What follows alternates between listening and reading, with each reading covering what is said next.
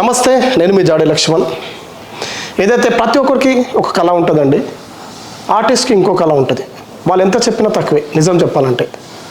మరి ఈరోజు జగదీశ్వరరావు ఆర్టిస్ట్ దగ్గర ఉన్నాం మనం. తను దాదాపు 100కు పైగా నాటికలు చేసి ఈరోజు ఎక్కడో రవీంద్ర భారతి కావచ్చు, హరియాల కళాభవన్ కావచ్చు, అలాంటి ఎన్నో ప్రోగ్రామ్ చేసి ఇక్కడనే కాదు వేరే స్టేట్లో కూడా మంచి మంచి ప్రోగ్రామ్ చేశారండి. అప్పుడు మరి రీసెంట్గా వెళ్ళిన సినిమా టార్గెట్, రంభా హీరోని, సురేష్ హీరో. మంచి ఆ సినిమాలో కూడా మంచి కీలక పాత్ర పోషించారండి జడ్జి గారి క్యారెక్టర్. తను ఇలాంటి సినిమాలు ఎన్నో, నాటికలు ఎన్నో, మరి కళాకారుడు, మంచి సింగర్ కూడా ఆయన. మరి తను మనతో పాటు ఉన్నారు ఈరోజు. తను చర్చా కార్యక్రమంకు తన ఇంటికి మనం రావడం జరిగింది. ఒకసారి తనతో మాట్లాడతాం. నమస్తే సార్. నమస్కారం. ఎట్లున్నారు? అంత బాగానేనా? అంత కుశలమే. ఒకసారి మీ పరిచయం ఇవ్వండి. నేను సంగం జగదీశ్వర్. నేను ఇక్కడ స్వస్థలం మాది హైదరాబాదు. మా తాతల నుండి సంగం రామస్వామి గారు మా తాతగారు, ఆయనకు నలుగురు కుమారులు, నలుగురు కుమార్తెలు. దాంట్లో పెద్ద ఆయన నారాయణ స్వామి, ఆయన సెక్రటరియట్లో సెక్షన్ ఆఫీసర్గా చేశారు, సర్వీస్ చేశారు. రెండవ అతను మా నాయనగారు లక్ష్మీనారాయణ గారు, ఆయన సెంట్రల్ టెలిగ్రాఫ్ ఆఫీస్ ప్యారడైజ్ దగ్గర, తర్వాత వరంగల్లో కూడా ఆయన సర్వీసెస్ చేశారు. మూడో ఆయన electrical, mechanical, electronics engineer mister Ishwar. ఆయన ఇక్కడ ఉస్మానియా యూనివర్సిటీలో 3 డిగ్రీలు, ఇంజనీరింగ్ డిగ్రీలు తీసుకున్నారు. ఆ తదుపరి వాళ్ళు అమెరికాకు వెళ్ళి 40 సంవత్సరాల క్రితం వాళ్ళు అమెరికాలో సెటిల్ అయ్యారు వాళ్ళ ఫ్యామిలీతో సహా. తర్వాత 4వ అబ్బాయి ఆయన మా చిన్నాయన, ఆయన కృష్ణస్వామి గారు. ఆయన బ్యాంక్ మేనేజర్గా ఎస్బీఐలో చేస్తూ రిటైర్ అయిపోయారు ఆయన కూడా. ఈ విధంగా అంతా ఉద్యోగరీత్యా మేమంతా ఈ జీవన ప్రమాణంలో ఉన్నాం ఈ కార్యక్రమంలో. మీ ప్రాపర్ ఎక్కడండి? మా ప్రాపర్ చంద్రాయనగుట్ట. చెన్నకేశవ స్వామి వెలిసి ఉన్న కేశవగిరి చంద్రాయనగుట్ట, చార్మినార్కు 3 కిలోమీటర్ల దూరంలో ఉన్నది. అక్కడ నేను ప్రాథమిక ప్రభుత్వ పాఠశాలలో నేను మొట్టమొదలు చదవడం జరిగింది. అక్కడ 3వ తరగతి వరకు నా విద్యాభ్యాసం జరిగింది. ఆ తదుపరి ఏకశిలా నగరమైన వరంగల్కు వెళ్ళడం, మా నాన్నగారి ట్రాన్స్ఫర్ కావడం మూలన అక్కడికి వెళ్ళడం జరిగింది. అప్పుడు నేను అక్కడ 3వ తరగతి 4వ తరగతి నేను అడ్మిషన్ తీసుకోవాలి. అప్పుడు 4లో ఇవ్వకుండా నా యొక్క విద్యార్హతను, నా యొక్క చాకచక్యాన్ని గుర్తించి వారు ఏదో పరీక్షను నిర్వహించి హెడ్ మాస్టర్ గారు నాకు 5వ తరగతిలో నాకు అడ్మిషన్ ఇచ్చారు. ఆ తదుపరి 5వ తరగతి రుద్రమాంబ ప్రాథమిక పాఠశాలలో జరిగింది. తర్వాత మరి 6వ తరగతి గురించి మళ్ళీ ఇంకో స్కూల్లో జాయిన్ కావాలి. మళ్ళీ ఆ సమయంలో మళ్ళీ ప్రభుత్వ పాఠశాల మాసుమాలి అక్కడికి వెళ్ళాను. అక్కడికి వెళ్తే అక్కడ కూడా హెడ్ మాస్టర్ కిషన్ రావు గారు ఇంటర్వ్యూ తీసుకున్నారు. నన్ను 6 చదవకుండా నా చాకచక్యాన్ని విద్యలో నేను ఉత్తీర్ణతలు ఎక్కువ సాధించేవాడిని. ఎప్పటికీ ఫస్ట్ క్లాసే ఉండేది, మోస్ట్లీ అన్ని కంటతా ఉండేది ఏది కానీ. దాన్ని ఆస్కారంగా తీసుకొని ఆయన నాకు 7వ తరగతిలో మళ్ళీ అడ్మిషన్ దొరికింది. తర్వాత అక్కడ విద్యాభ్యాసం బాగానే జరిగింది. అప్పుడు 20 మంది మేము 10th క్లాస్లో క్లాస్మేట్స్, మేము మొత్తం టోటల్ అందులో 5గురమే ఉత్తీర్ణులమయ్యాం మేము. ఆ 5గురు లోపల నేను ఒక్కరిని కావడం భగవంతుడు దయగా నేను భావిస్తాను. అంటే మన కృషి ఉంటే మనుషులు ఋషులవుతారు, మహాపురుషులు అవుతారు అన్న నానుడి నాకు అప్పటి నుంచే మనస్సులో వెలువడింది. కృషితో నాస్తి దుర్భిక్షం అన్న మహాపురుషుల కంఠస్వరాలు నా చెవులో మారుమోగుతుండేవి. అప్పటికే నేను తర్వాత విద్యాభ్యాసం అప్పుడు జరుగుతున్నప్పుడు మా మిత్రుడు మాడభూషి శ్రీధర్ ఇక్కడ నల్సారి యూనివర్సిటీలో ఆయన ప్రొఫెసర్గా చేశారు, ప్రిన్సిపల్గా చేశారు, డైరెక్టర్గా చేశారు. అయితే వారి ఇంట్లో నాకు సహచర్యం మంచి మిత్రులతోని, దుష్టే దూరవర్జిత అన్నట్టుగా సజ్జన సాంగత్యంతో నేను కొన్ని విషయాలు నేర్చుకోవడం జరిగింది. దాంట్లోనే నేను ఉన్నత స్థితిని పొందడం జరుగుతుండేది ఎక్కడ కానీ. మా నాన్నగారు స్వతహాగా ఆయన ఉద్యోగి, కేంద్ర ప్రభుత్వ ఉద్యోగి కాబట్టి మా విద్యాభ్యాసం అక్కడే జరిగింది. తర్వాత ఇంటర్మీడియట్ గురించి నేను హన్మకొండ ప్రభుత్వ జూనియర్ కాలేజీలో ఇంటర్మీడియట్ చేశాను. తర్వాత తదుపరి నేను లాల్ బహదూర్ కాలేజ్ భద్రకాళి టెంపుల్ దగ్గర ఉంది, అమ్మవారి టెంపుల్ దగ్గర. జేబులో భద్రకాళి మాతాకి జై.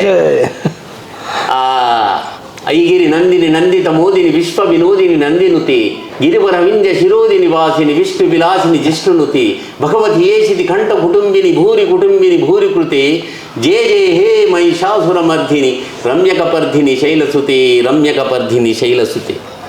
ఆ మాత ఆశీస్సులతోనే నేను మీ ముందు ఇప్పుడు నా యొక్క జీవిత పాఠ్యాంశాన్ని చెప్పడం ఆ మాత యొక్క ఆశీర్వాదంగా మరొకసారి మనవి చేసుకుంటున్నాను. మొత్తం గవర్నమెంట్ స్కూల్లో మీది? గవర్నమెంట్ స్కూల్ మొత్తం. అక్కడ నుండి మా ఫాదర్ మళ్ళీ సికింద్రాబాద్ టెలిగ్రాఫ్ ఆఫీస్కు ట్రాన్స్ఫర్ కావడం జరిగింది. అయినప్పుడు నేను మళ్ళీ ఉస్మానియా యూనివర్సిటీలో సెకండ్ ఇయర్ థర్డ్ ఇయర్ మన ఉస్మానియా యూనివర్సిటీ నుండి నేను బీకామ్ కంప్లీట్ చేయడం జరిగింది.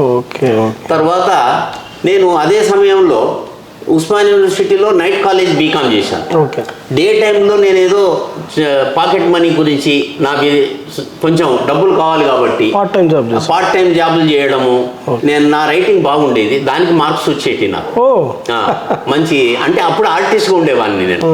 ఆర్టిస్ట్గా ఏదైనా రాసినా కూడా time is money, A sound mind in a sound body, అటువంటి వర్డ్స్ నేను రాయడం, వర్క్ ఈజ్ వర్షిప్, అటువంటి స్లోగన్స్ రాసి గోడల పైన బోర్డ్స్ తయారు చేసేవాడిని పేపర్లో రాసి కొన్ని ప్లేస్లలో స్కూళ్ళల్లో కానీ ఇప్పుడు మన గవర్నమెంట్ ఈఎన్టీ హాస్పిటల్లో కూడా నాకు ఉన్నాయి, ఇప్పటికి కూడా అప్పటికి ఉన్నాయి, చేసినాయి, ఫ్రేమ్ కట్టించి ఉన్నాయి. కాబట్టి అట్లాగే ఉండిపోయినాయి, ఆర్ఎంఓ రూమ్లా అక్కడ ఉండిపోయాయి. అట్లా నేను కొంచెం పార్ట్ టైం అది చేసేవాడిని. ట్యూషన్ చెప్పేవాడిని పిల్లలకి. మనకున్న విద్యా సంపదతోని ట్యూషన్ చెప్పడం ద్వారా కొంచెం ఆర్థికంగా మనకు డబ్బులు కావాలి కాబట్టి. తర్వాత ఇక విద్యాభ్యాసం జరిగిన తర్వాత నేను ఇండస్ట్రియల్ ట్రైనింగ్ ఇన్స్టిట్యూట్ ఇక్కడ నుంచి హైదరాబాద్ నుండి నేను డ్రాఫ్ట్స్మెన్షిప్ చేశాను డే టైంలో. డిగ్రీ కూడా అయిపోయింది. అయిన తర్వాత నాకు కాల్స్ రావడం మొదలైంది. ఇక జాబ్ నేను at the age of 19 years నాది. 19 years నాకు జాబ్ MCH డిపార్ట్మెంట్లో వచ్చింది, టౌన్ ప్లానింగ్లో వచ్చింది, తర్వాత వాటర్ వర్క్స్లో వచ్చింది.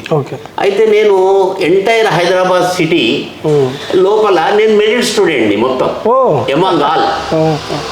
ఇమాంగాల్లో ఎక్కడ పోయినా కూడా నాకు యూ హ్యావ్ బీన్ సెలెక్టెడ్ అంటున్నారు. ఎక్కడ కానీ ఇంటర్వ్యూ తీసుకుంటే డ్రాయింగ్ అంటే డ్రాయింగ్ చేస్తున్నాను.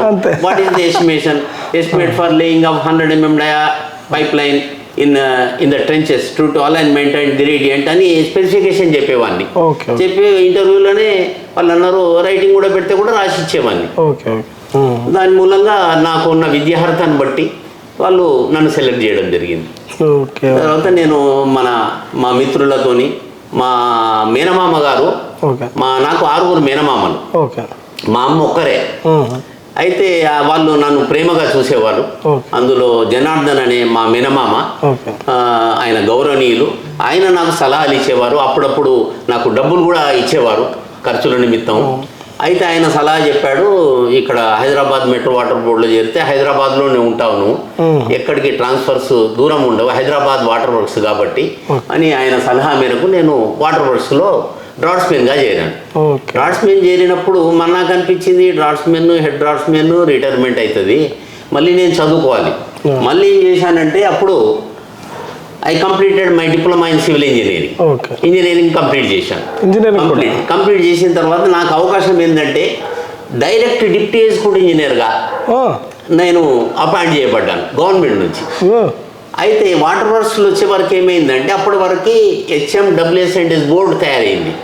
నాకు ఈ ప్రమోషన్ వచ్చే ముందు వచ్చేవరకు 89 వరకు వీరు ప్రభుత్వం వాటర్ వర్క్స్ వాళ్ళు ఏమన్నారంటే ఇంకో 10 ఏళ్ళు చేస్తే కానీ నువ్వు డిప్యూటీ ఎగ్జిక్యూటివ్ ఇంజనీర్ కాదు అని అన్నారు. నేనన్నాను నేను ప్రభుత్వం ఉన్నప్పుడు నేను వాటర్ వర్క్స్లో జాయిన్ అయ్యాను, ప్రభుత్వ ఉద్యోగ జాయిన్ అయ్యాను, బోర్డు ఉద్యోగ జాయిన్ కాలేదు నేను. Board formed in the year 1989 whereas have been appointed in the year 1976 as a draftsman by the government. It's not a board at that time. అని నేను వాదించడం జరిగింది. అయితే గవర్నమెంట్ అంటే you should work somewhere else, అంటే throughout ఆంధ్రప్రదేశ్లో కూడా work చేయాలి మీరు. అంటే I'm willing to join work in anywhere in Andhra Pradesh.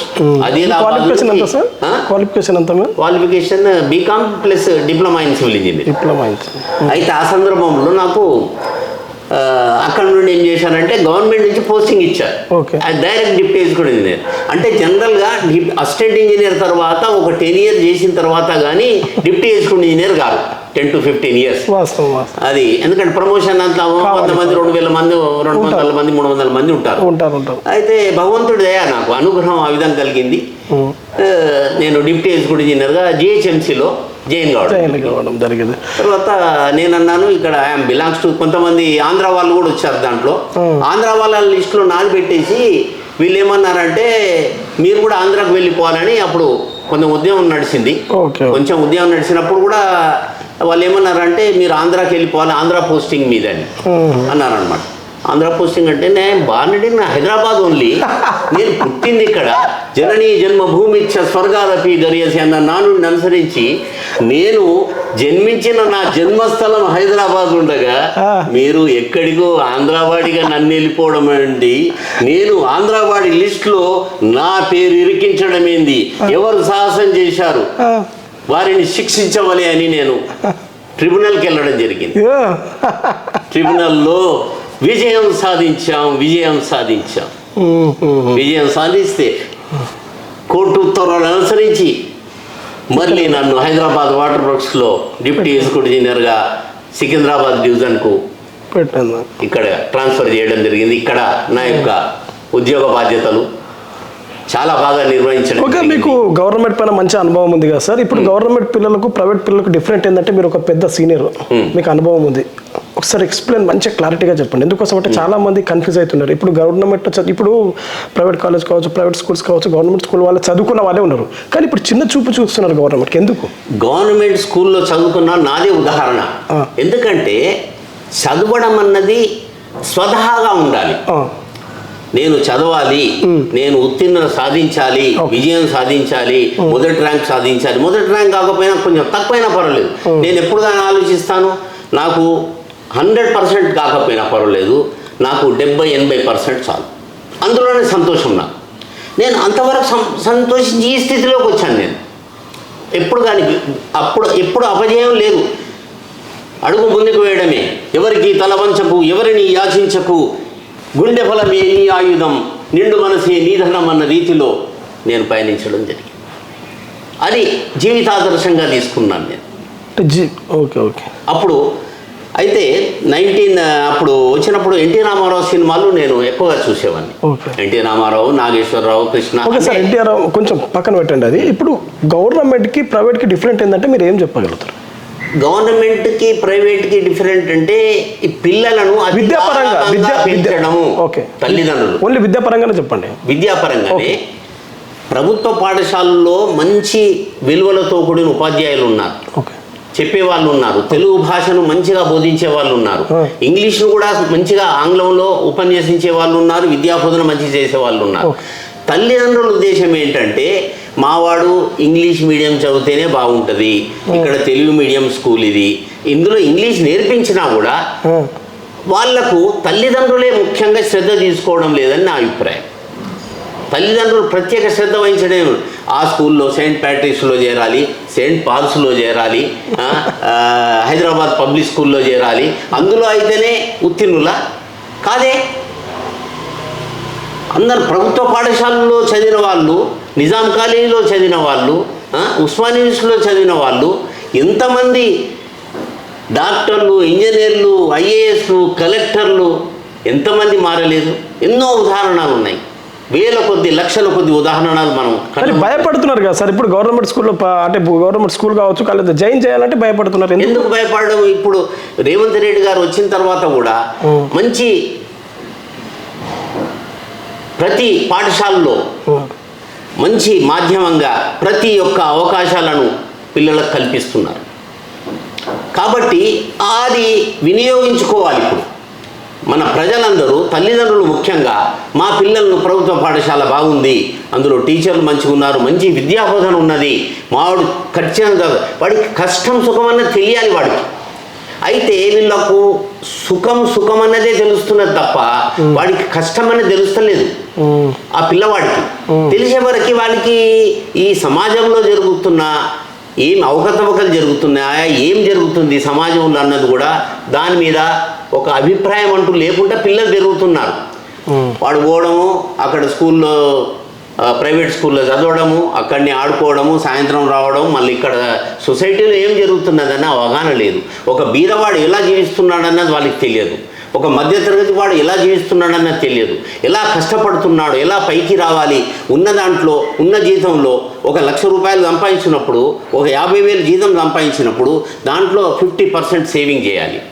50% మన గృహ అవసరాలకు, మన జీవిత అవసరాలకు కష్టపడి పెట్టినప్పుడు అప్పుడు అభివృద్ధి దిశలో పొదుపు అవసరం. ఆ పొదుపు లేకుండా మనిషి అభివృద్ధి పయనంలో సాగలేడు.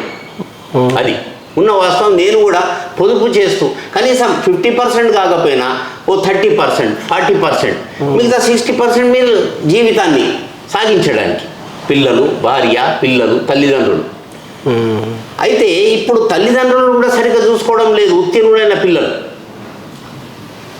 అమ్మా అని రచిన లకింపవేమమ్మ, ఆవేదన తీరు రోజు ఈ జన్మకు లేదా.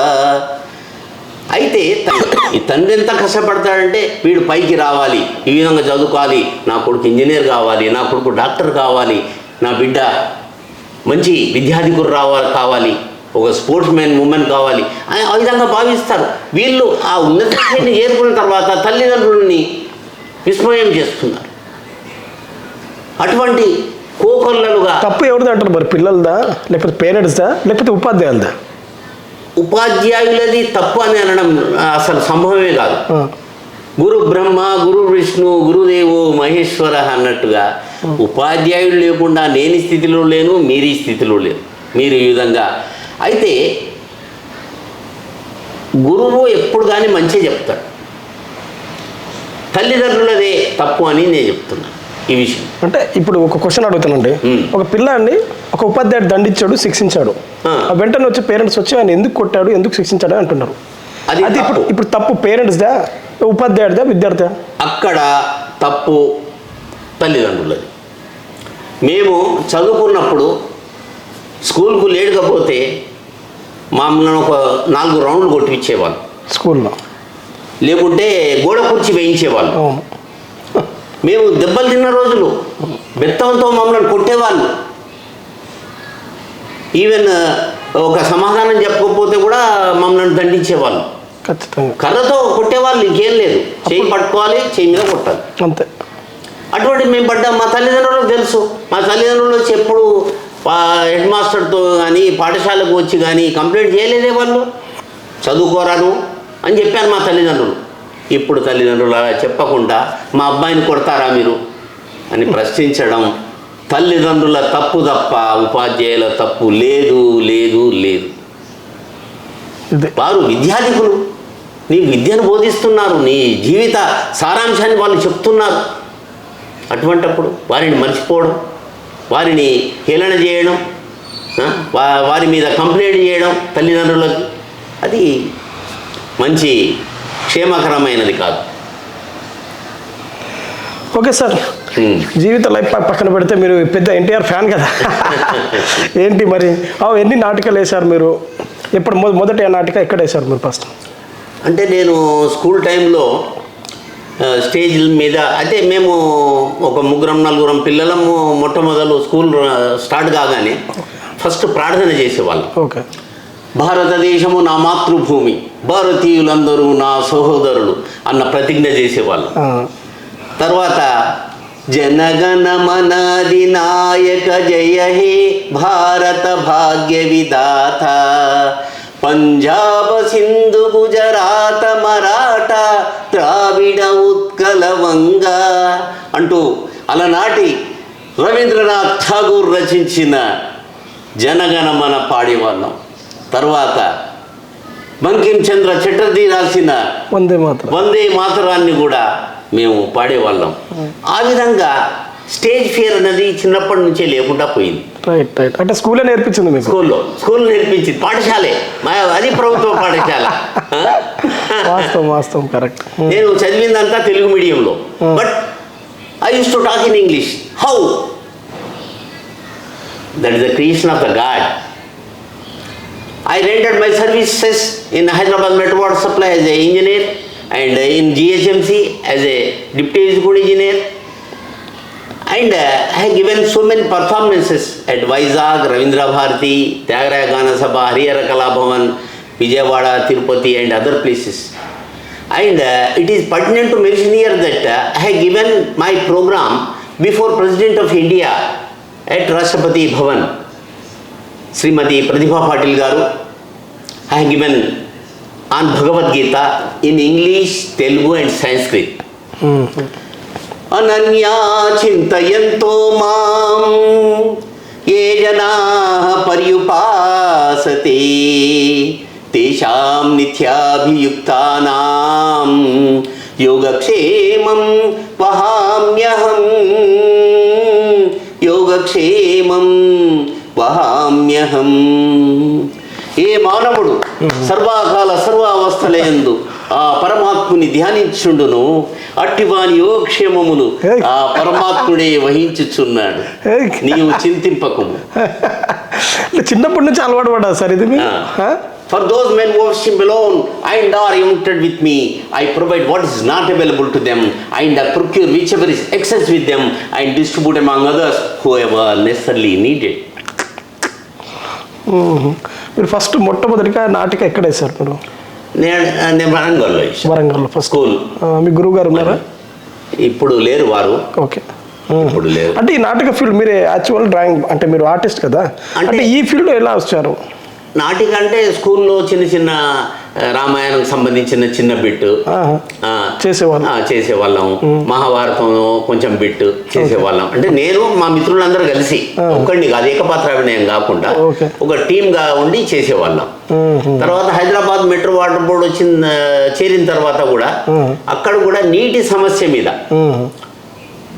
ఒక ఏముంటాడంటే ఒక బస్తీలో ఉన్న ఒక లీడర్ లాగా ఉండేడు. ఆయన బర్రెలను అవన్నీ పెట్టేసి మంచి నీటితో బర్రెలను కడగడం. అక్కడ వేసవి కాలంలో ఉధృతంగా నీటి తీక్షణం చాలా ఉంది. అప్పటికి ఇక్కడ వచ్చి పైప్తో బర్రెలను కడుగుతున్నాడు. అక్కడ మొత్తం నీటిని దుర్వినియోగం చేస్తున్నాడు.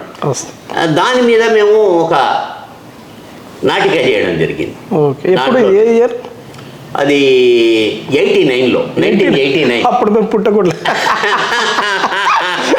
అంటే 1989 బోర్డు ఫార్మేషన్ అయింది. Hyderabad metro water supply and sewerage బోర్డుగా అవతరించింది. అంతకుముందు హైదరాబాద్ వాటర్ వర్క్స్ అని ఉండేది, అది గవర్నమెంట్ లో ఉండేది. తర్వాత బోర్డుగా అయింది కాబట్టి అప్పుడు కొంచెం మా దగ్గర ఎల్వి సుబ్రహ్మణ్యం గారు వారు కొంతమంది ఈ సాంస్కృతిక కార్యక్రమం నిర్వహించాలి. తర్వాత కబడ్డీ కానీ, క్రికెట్ కానీ, క్యారమ్ బోర్డు కానీ, ఇటువంటి టెన్నిస్ కానీ ఇటువంటి ఆటలు ఆడే వాళ్ళని కూడా ప్రోత్సహించి కళల పట్ల ఆ విధంగా ఇచ్చారు. అప్పుడు నేను శ్రీకృష్ణుడిగా రవీంద్ర భారతిలో మొట్టమొదలు శ్రీకృష్ణుడి గడపలో అంటే ఎన్టీ రామారావు కిరీటము ఇవన్నీ వేణువు ధరించి ఆ విధంగా నేను వేయడం జరిగింది. ఓకే ఓకే ఓకే, అదనమాట. అయితే అప్పుడు మీరు వేసినప్పుడు సార్ మీకు ఎవరైనా బహుమానం ఇచ్చారు? మీకు అప్పుడు ఇచ్చారు, బహుమానం ఇచ్చారు. ఆ మెమెంటోస్ అవన్నీ ఉన్నాయి, ఇచ్చారు. ఆ వాటర్ బోర్డు నుంచి ఇచ్చారు. నాకు ఫస్ట్ ప్రైజే. ఇప్పుడు నేను స్టేజ్ ఎక్కినప్పుడల్లా ఫస్ట్ ప్రైజే నాకు. 3 సంవత్సరాలు కంటిన్యూగా తీసుకున్నాను నేను. తీసుకున్న తర్వాత 4వ సంవత్సరం వచ్చినప్పుడు ఏమైందంటే, సార్ మీరు వచ్చిగా మాకు 2nd, 3rd కన్సోలేషన్ ప్రైజులు వస్తున్నాయంటే, బాబు ఈ ఇయర్ మాత్రం నేను దర్శకుడిగా ఉంటాను, నేను నిర్దేశకుడిగా ఉంటాను, పార్టిసిపేట్ చేయను నేను అని చేయను. అప్పుడు అల్లూరి సీతారామరాజు గెటప్ ఉండే నాది, అది మానుకున్నాను నేను. అరే నేను ఇతరులను కూడా ప్రోత్సహించాలి, అవకాశం ఇవ్వాలి, వారు కూడా ఉత్తీర్ణులు కావాలి, వారు కూడా మొట్టమొదటి ప్రైజ్ను తీసుకోవాలని నా యొక్క అభిలాష. కరెక్ట్. ఆ విధంగా చేయడం జరిగింది. చాలా రోజులైంది మీ నోట విని ఎన్టీఆర్ గారి డైలాగ్ ఒకసారి. ఆగాగు ఆచార్య దేవ, ఏమంటిరి జాతి నెపమున సుతుని కింద అర్హత లేదందువా. ఎంత మాట. ఇది శాస్త్ర పరీక్ష కానీ క్షేత్ర పరీక్ష కాకూడదు. ఇది కుల పరీక్ష అందువా. నీ తండ్రి భరద్వాజం జననం ఎట్టిది, అతిజుగుప్సాకరమైన నీ సంభవం ఎట్టిది. మట్టి కుండలో పుట్టిదివి కదా, నీది ఏ కులము. ఇంత ఏలా హస్మత్ పితామహుడు పురుషుడైన ఈ శాంతనముడు శివ సముద్రాబారియు గంగా గర్భంన జనించలేదా. ఈయనదే కులము. నాతో చెప్పింతురేమయ్యా. మా వంశ మూల పురుషుడైన వశిష్ఠుడు దేవర్షి ఊర్వశీ పుత్రుడు కాడ. అతడు పంచమజాత కన్య అయిన అరుంధత్యందు శక్తిని, ఆ శక్తి చండాలను పరాశరుని, ఆ పరాశరుని పల్లెపడిచైన మత్స్యగంధి అందు మా తాత వ్యాసుని, ఆ వ్యాసుని ప్రధానైన మా పితామహి అంబికచే మా తండ్రిని, పితామహి అంబాలికచే మా పిన తండ్రి పాండురాజును, మా ఇంటి దాసితో ధర్మ నిర్మాణ జనుడని మీచే కీర్తింపబడుచున్న ఈ విదురదేవుని కనలేదా. సందర్భావసరం బట్టి క్షేత్రబీజ ప్రాధాన్య సంకరమైన మా కురువంశము ఏనాడు కులహీనమైనది కాగా నేడు కులము అను వ్యర్థవాదం ఎందులో. కూర్చోండి, మీ ప్రసంగాన్ని కట్టి పెట్టండి. వా అసలు ఏం చెప్పారు సార్. అసలు నిజంగా చెప్తున్నా కదా, అది వింటేనే గూస్ బాంబులు వస్తున్నాయి ఇట్లా. అది ఇప్పుడు కూడా అసలు వింటే మీకు చాలాసార్లు, ఇప్పుడు మీకు దాదాపు మీ నోటి ద్వారా ఒక 3-4 సార్లు విన్నాను. చాలా హ్యాపీ అనిపించింది. అందుకే నేను ఇక్కడ రావడం జరిగిందండి. ఇంకా మీ లైఫ్ పార్ట్నర్తో ఎలా ఉండదు ఇప్పుడు ప్రజెంట్? ఇప్పుడు మీ లైఫ్ అంటే అరేంజ్ మ్యారేజ్ ఎలా ఉంటుంది? మాది నా వివాహం, నాకు మా ఫ్యామిలీలో నాకు 3 చెల్లెళ్ళు, ఒక తమ్ముడు. నేను ఇంట్లో జ్యేష్ఠ పుత్రుడు, నేనే పెద్దవాడిని. నాకు బరువు బాధ్యతలు ఎక్కువ కాబట్టి అదృష్టం కూడా అదృష్టం, అది కూడా అదృష్టమే కదా. మీరు చెల్లెళ్ళు, మీరు పెళ్లి చేయాలి కదా. మాతృదేవోభవ పితృదేవోభవ తర్వాత మీరే. నేను నా తల్లిదండ్రుల ఆశీర్వాదం కూడా నాకుంది.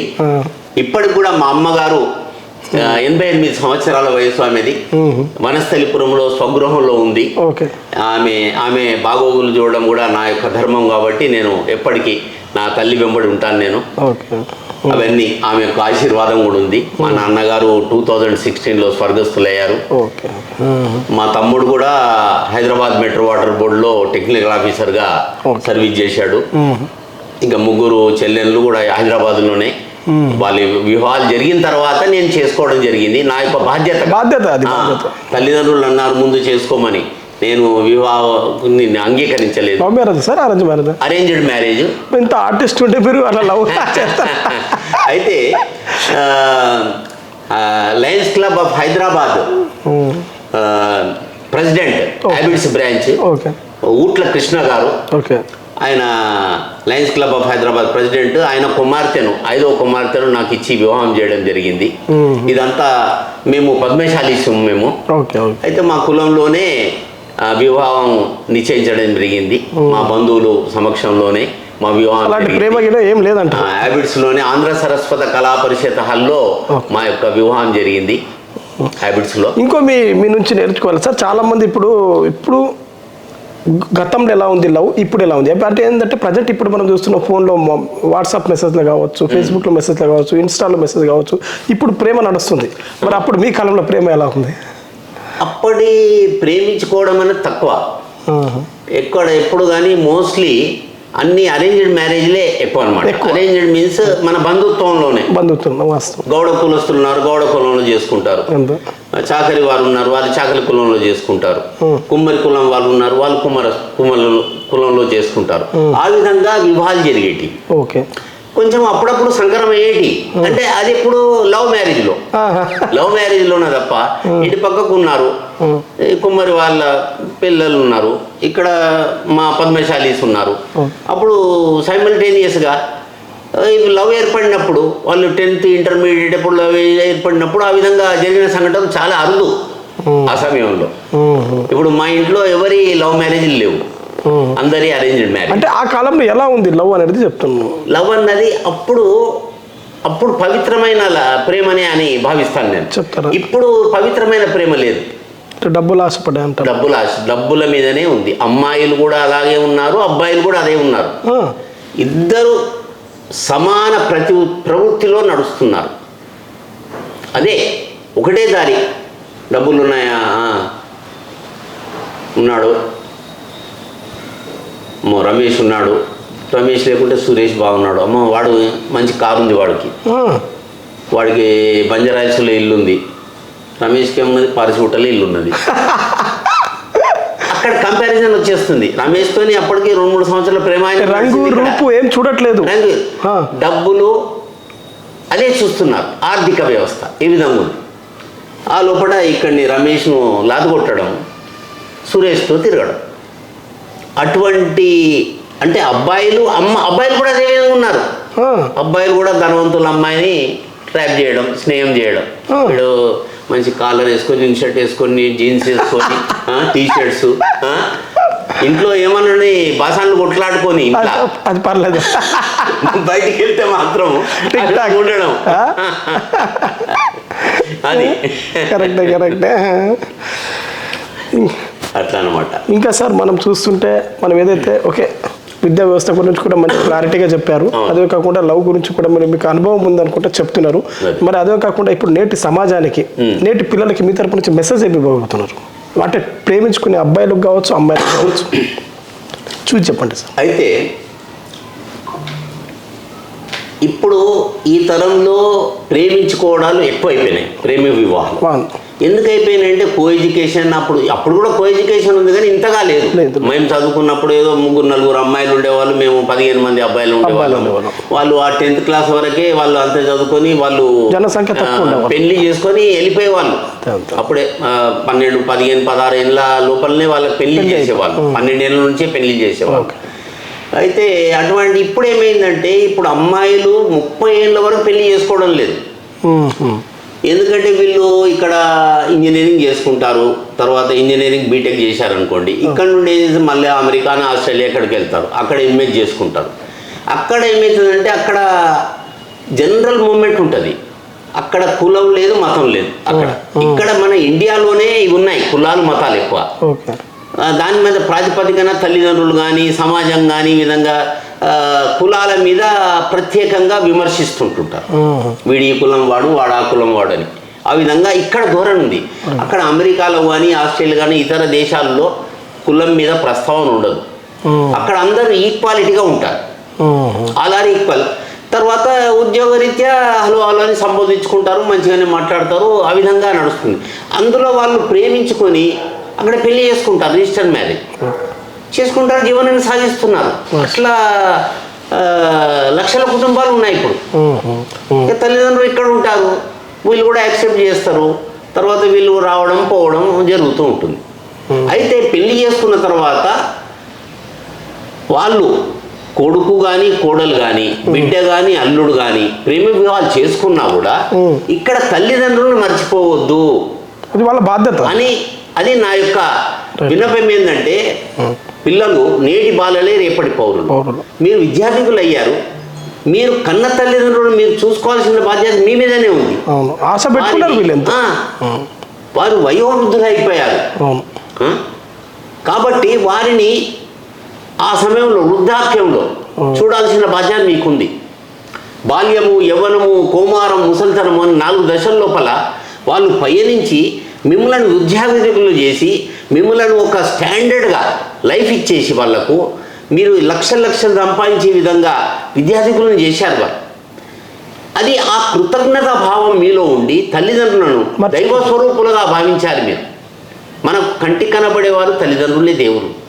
తర్వాత భగవంతుడు గుడికి వెళ్తాము, దేవుడు ఉన్నాడు, దేవుడు లేడనడానికి ఆస్కారమే లేదు. వక్రతుండ మహాకాయ సూర్యకోటి సమప్రభ నిర్విఘ్నం కురుమేదేవ సర్వకార్యేషు సర్వదా. భగవంతుడు ఇందుగలడు లేదని సందేహం వలదు చక్రి సర్వోపగము నెందెన్ని వెతికి చూసిన అందందేయగలడు. నేను అంటాను భగవంతుడు ఎక్కడ లేడు, అంతటా ఉన్నాడు, సర్వాంతర్యామి ఆయన. అంతే మరి. అందుకే అలనాడు ప్రహ్లాదుడు తండ్రి హిరణ్యకశిపుడు ఏమన్నాడు? అగ్నిలో కాల్చున్నాడు. నీ తండ్రి నీ స్వామి ఎక్కడున్నాడు, దేవుడు ఎక్కడున్నాడు, ఈ స్తంభం నందున్నాడా అన్నాడు. స్వామి తండ్రి ఆయన లేని ప్రదేశమే లేదు, అంతటను వ్యాపించి ఉన్నాడు భగవంతుడు. అయితే స్తంభంలో ఉన్నాడా? ఉన్నాడు. స్తంభాన్ని కొడతాడు. నరసింహస్వామి వారు వచ్చేసి తర్వాత జరిగిందే కథ. అహోబిలంలో నిజంగా జరిగింది. ఆ తర్వాత యాదిగుట్ట లోపల ఇప్పుడు లక్ష్మీ నరసింహస్వామి వారు ఉన్నారంటే మీరు ఇంత క్లారిటీ సార్, పాత పురాణాలు ఇంత మంచి క్లారిటీగా చెప్తున్నాయి. మరి రీసెంట్గా మనం తిరుపతి లడ్డు గురించి చూస్తే ఎందుకు ఇంత జరిగిన తర్వాత కూడా, అంటే లడ్డు గురించి విషయం ఇంత జరిగిన తర్వాత ఏడుకొండల స్వామి ఎందుకు మౌనంగా ఉన్నారనుకుంటారు? మరి దేవుడే కదా. దీని గురించి ఇప్పుడు జనాలకైతే ఇప్పుడు ఏంది, దేవుడు అంటే ఏదైనా తప్పు జరిగినప్పుడు దేవుడు వెంటనే శిక్షించాలంటున్నారు జనాలు. ఇప్పుడు భగవంతుడు ఎప్పుడు కానీ యదా యదా హి ధర్మస్య గ్లానిర్భవతి భారత అభ్యుత్థానమధర్మస్య తదాత్మానం సృజామ్యహం పరిత్రాణాయ సాధూనాం వినాశాయ చ దుష్కృతాం ధర్మ సంస్థాపనార్థాయ సంభవామి యుగే యుగే.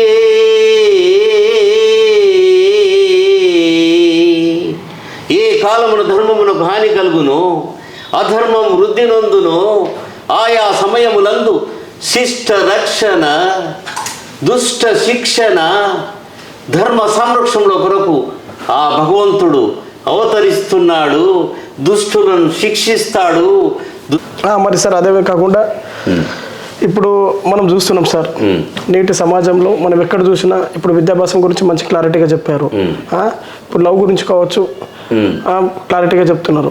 మరి అదే కాకుండా ఇప్పుడు ఈ ఆర్టిస్ట్ అనేది ఏదైతే మనం రీసెంట్గా చూసాం, జానీ మాస్టర్ కావచ్చు, మరి tick tok star Sai Tej అనుకుంటా కదా, అంటే వీళ్ళపై ఇప్పుడు మీ అభిప్రాయం ఏంటి సార్? అది వ్యక్తిగతమైన వాటి విషయంలో నేను వెళ్ళను వాటి మీద. ఎందుకంటే వారి వారి స్వభావాలను బట్టి వారు ప్రవర్తించడం జరుగుతుంది వారు అని నేను అనుకుంటాను. మరి అది ఎంతవరకు అన్నది అక్కడి పరిణామాలు అక్కడి వారికే గత 5-6 సంవత్సరాలు వాళ్ళు కలిసి ఉండి, అవును, ఇప్పుడు అకస్మాత్తుగా ఆయన మాట్లాడిన ఆడియోస్ కానీ బయట పెట్టడం, ఛానల్ ముంగట ఇవ్వడం, ఇది కరెక్ట్ అంటారా? ఒకరిని ఒకరు మోసం చేసుకోవడం చాలా తప్పు పని. ఓన్లీ ఇండస్ట్రీ పరంగానే జరుగుతుందా, ఇది బయట కూడా జరుగుతుందా? ఇండస్ట్రీ పరంగా ఎక్కువ జరుగుతుంది, బయట కూడా జరుగుతున్నాయి. బయట జరిగినవి వీళ్ళు సెలబ్రిటీస్ కాదు కాబట్టి ఇలా బయటికి రావట్లేదు. పోలీస్ స్టేషన్లో కేసులు ఉంటాయి ఇవి అని పెద్దగా రావు కదా, వాటి గురించి చర్చించుకోవడం జరగదు.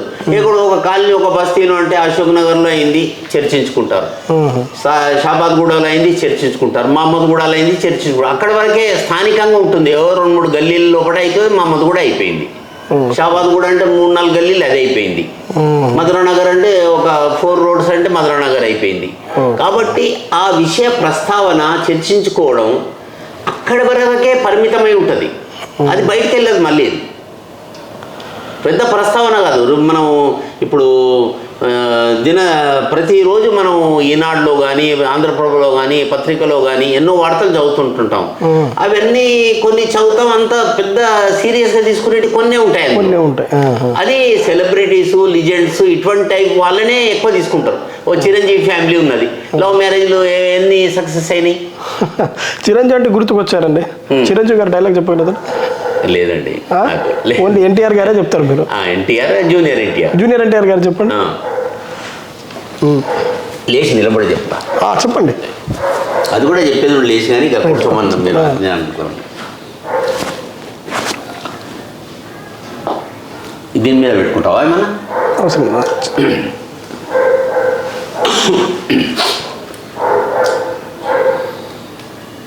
యమా యమా యమా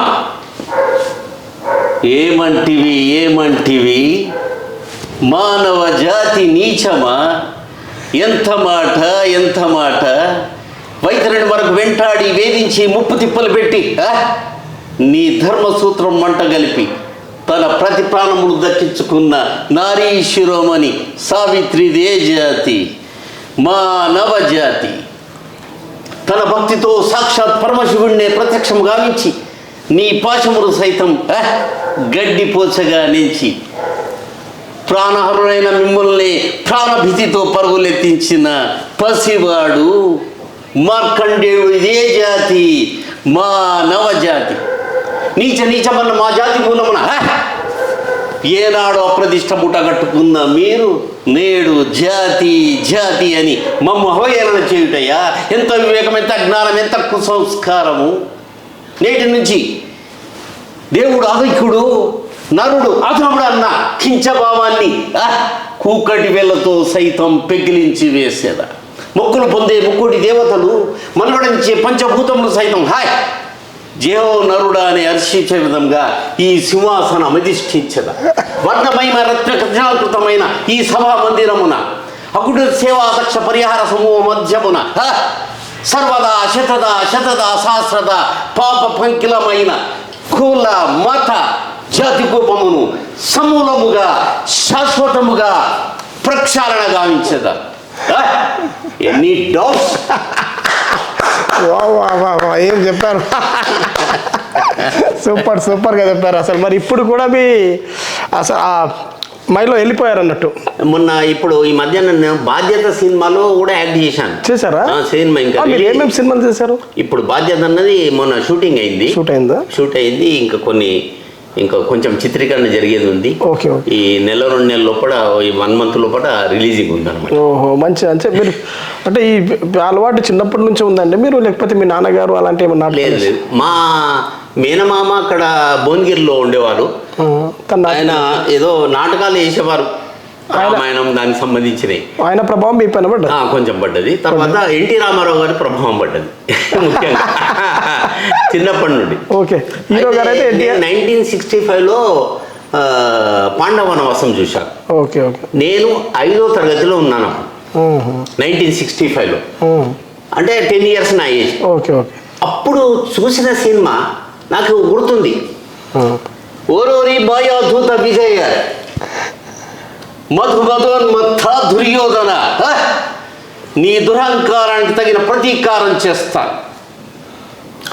దారుని రాజ్య సంపద మదంబున గోమలి కృష్ణ జూచి రంబోరుని జోరు దేశం నుండగా పిలిచిన ఇద్ధురాత్మ దుర్వారమదీయ భావ పరివర్తి చండ గదాభిగాత భగ్నోరు తరోరు జేయుదు సుయోధను ఉగ్రరణాంతరంబునన్. ఈ ప్రతిజ్ఞ చెల్లించకపోతే నేను పితృపితామహుల గతికి తప్పిన వాడనవుతాను. పాంచాలి, ఈ దుశ్శాసనం చేత్తో తెగిన నీ కురులు అతని రక్తధారంతో తడిపి నేను ముడివేస్తాను. Super dialogue sir. దిగి వచ్చి అల్లాయే దిగి వచ్చి ఆమియ ఏమి కావాలంటే మిద్దెలొద్దు మేడలొద్దు పెద్దలిచ్చే గద్దెలొద్దంటాను. ఉన్ననాడు లేని నాడు ఒకే ప్రాణమై నిలిచే ఒక్క దోస్తే కావాలంటాను, ఒక్క నేస్తం కావాలంటాను. స్నేహమేరా జీవితం, స్నేహమేరా శాశ్వతం, స్నేహమేరా జీవితం, స్నేహమేరా శాశ్వతం. స్నేహమే నాకున్నది, స్నేహమేరా పెన్నిది, హోయ్ స్నేహమే. Super sir, super. అయితే నేను స్నేహంలో ప్రాణాలు ఇవ్వడానికైనా సిద్ధమే అన్న విధంగా కొంతమంది స్నేహితులతో ఉండడం జరిగింది. అయితే నాకు ఒక స్నేహితుడు ద్రోహం చేశాడు. ఏ విధంగా చేశాడు? నన్ను ఇంజనీరింగ్లో చదివేటప్పుడు నన్ను 2 మార్కులతో ఫెయిల్ చేయించాడు ప్రాక్టికల్స్లో. ఒక ఫ్రెండ్ అక్కడ కాలేజీకి వెళ్ళి అక్కడ లెక్చరర్ని, ప్రిన్సిపల్ని వాళ్ళని మేనేజ్ చేసుకొని ప్రాక్టికల్స్లో ఫెయిల్ చేయించాడు. ప్రాక్టికల్కి ఏముండదు కదా, ఇదంతా రైటింగ్లో ఉన్నాయి. 8 సబ్జెక్ట్ అన్నీ రైటింగ్లో ఉన్నాయి. Building material, building construction, strength of material, hydraulics, ఇవన్నీ సబ్జెక్ట్స్ ఉంటాయి ఇంజనీరింగ్లో. అన్నిట్లలో ఉత్తీర్ణులైన అన్ని 70-80 మార్కులకు తక్కువ లేవు. దీంట్లోకి వచ్చేసరికి 2 మార్కులకు తక్కువ నన్ను ఫెయిల్ చేయించాడు. అది చేయించింది నాకు తెలియదు. నేను అనుకున్నాను మన స్టార్ లేదు అని అనుకున్నాను. నేను ఆ విధంగా భావిస్తాను. ఎందుకంటే దేవుని నమ్ముతాను. దేవుని నమ్మిన వాడు ఎన్నడూ చెడిపోడు. ఆకలికి అన్నము, వేదనకు ఔషధం, పరమాత్ముని సన్నిధికి రావేమో మనస అన్నట్టుగా ఆ భగవంతుని ధ్యానంలో నేను ఉండిపోతాను. నేను భగవంతుడు నాకు మంచిగా చేస్తాడు.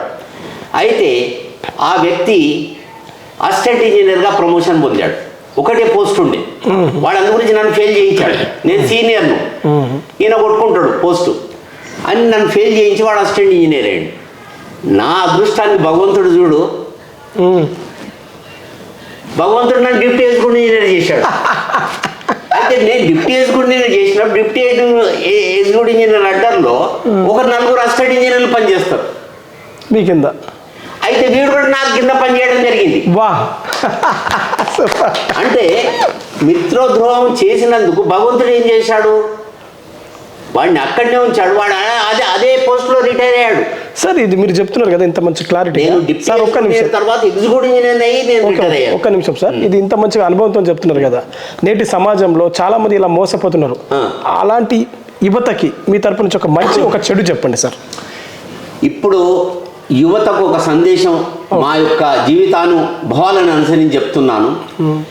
మీరు సంపాదించిన డబ్బు ఇతరులకు ఎవరికి ఇవ్వకండి. ఫస్ట్ ముఖ్యంగా స్నేహితులు డబ్బులు తీసుకుంటారు, మళ్ళీ రిటర్న్ ఇవ్వరు. దానికి చెప్పులు అరిగేటట్టు తిరగాలి. వాడు ఇవ్వని పోయి ఏం చేసుకుంటావు అని వాడు రుబాబ్ చేయడము, దాంట్లో స్నేహితం దెబ్బతినడం, ఇవన్నీ జరిగిపోతాయి. కుటుంబ వ్యవస్థ లోపల కూడా కొన్ని కలతలు వస్తాయి. ఎందుకు ఇచ్చినో డబ్బులు, ఇంట్లో ప్రాబ్లం ఉంటే వానికి 3 లక్షలు ఇచ్చినో, 5 లక్షలు ఇచ్చినో, 6 లక్షలు ఇచ్చినో, ఎందుకు ఇచ్చినో, ఈడ ప్రాబ్లం ఉన్నదంటే వాడు బాగుపడతాడని ఇస్తే వాడు ముంచే రకం అయిపోయాడు. ఆ విధంగా లక్షల కోట్లు ముంచిన వాళ్ళు కూడా ఉన్నారు. ఆ విధంగా వ్యవస్థ ఉంది. కాబట్టి మీరు కష్టపడిన డబ్బు స్వతహాగా చాలా హార్డ్ వర్క్ చేసి సంపాదిస్తారు మీరు ఎవరు కానీ. ఆ సంపాదించిన డబ్బు మీ కుటుంబం గురించి, నీ భార్యా పిల్లల గురించి, తల్లిదండ్రుల గురించి మీరు వెచ్చించండి. అంతేగాని ఇతరులకు ఇవ్వబోకండి. అది దుర్వినియోగం పాలవుతుంది తప్ప వాడు మళ్ళీ ఇస్తాడన్న నమ్మకం లేదు. అంటే అప్పు ఇవ్వద్దని చెప్తున్నారు, డైరెక్ట్ ఇవ్వద్దని చెప్తున్నాను. డైరెక్ట్ వాళ్ళు ఎక్కడ నుండి తీసుకుంటే వాళ్ళకి అవసరం ఉంటే ఏదైనా బ్యాంక్ నుంచి తీసుకుంటారు, లోన్ తీసుకుంటారు, అప్పుడు వాడు వచ్చి వసూలు చేసుకుంటాడు. మనం చేయలేము, ఆ పని చేయలేము, తిరగలేము కూడా. దీంట్లో మన స్నేహితం దెబ్బతింటుంది, బంధుత్వం దెబ్బతింటుంది. బంధువులకు ఇవ్వకూడదు, స్నేహితులకు ఇవ్వకూడదు అని నా యొక్క విన్నపం. కరెక్ట్. మంచి ఏమైనా చెప్పగలుగుతారు సార్ ఫైనల్గా? ఈ సమాజంలో ఇప్పుడు అంతా కలియుగం స్టార్ట్ అయిపోయింది. ఇక కలికి అవతారం వస్తుంది, అది యుగాంతంలో వస్తుంది. అప్పటి వరకు మనం ఎవరం ఉండము ఇక్కడ. ఇంకా సంవత్సరాలు పడుతుంది, 100ల కొద్ది సంవత్సరాలు పడుతుంది. కాబట్టి అధర్మం ఎక్కువైపోతుంది ఇప్పుడు. కాబట్టి మళ్ళీ భగవంతుడు అవతరిస్తాడు. చెప్పాడు అందులో, భగవద్గీతలో చెప్పాడు. కాబట్టి భగవద్గీత నేను సాధన చేస్తాను కాబట్టి నమ్ముతాను. ఆ శ్రీకృష్ణుని దయ వల్లనే ఈరోజు మీ ముందు ఉండి ఇవన్నీ చెప్పడం జరిగింది. Okay okay sir, thank you sir. మంచి సమయం ఇచ్చారు. మాకు చాలా హ్యాపీ అనిపించింది మీ డైలాగ్లో. మీకు నిజంగా మీ ఎన్టీఆర్ డైలాగ్ అయితే మొత్తం ఒక రేంజ్లో వెళ్ళింది సార్.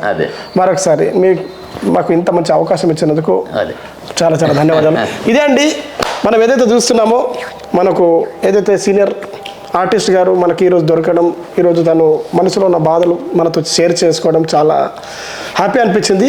తన డైలాగులు ఇంకా మీరు కూడా ఒకసారి పూర్తిగా వినండి. ఇంటర్వ్యూ చాలా బాగుంది మిత్రులారా. నిజంగా నాకైతే చాలా హ్యాపీ అనిపించింది సార్. మీరు మీ ప్రస్తావన ఏదైతే ఉందో ఇక్కడ వరకే ఆగిపోద్దు, ఇంకా మీరు ఒక రేంజ్లో ఉన్నత స్థానంలో వెళ్ళాలని మా ఛానల్ తరపు నుంచి మనసారా కోరుకుంటున్నాను. థ్యాంక్ యూ, మంచి సమయం ఇచ్చినందుకు.